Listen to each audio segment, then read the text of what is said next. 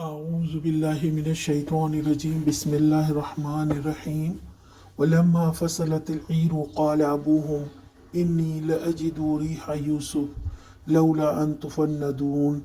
جب یہ قافلہ مصر سے روانہ ہوا تو ان کے باپ نے کنعان میں کہا میں یوسف کی خوشبو محسوس کر رہا ہوں، تم لوگ کہیں یہ نہ کہنے لگو کہ میں بڑھاپے میں سٹھیا گیا ہوں۔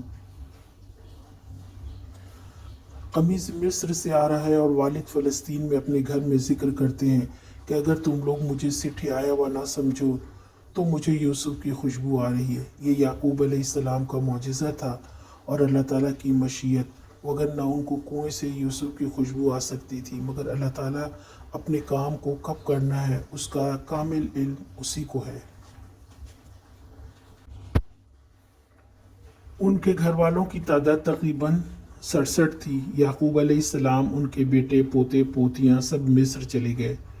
یہ ان کے مصر میں داخل ہونے کا سال تھا۔ تقریباً 500 سال ان کی نسل چلتی رہی، امن اور عزت سے رہنے لگے۔ پھر اس کے بعد ان کا زوال شروع ہوا، فرعون نے ان کو غلام بنا لیا۔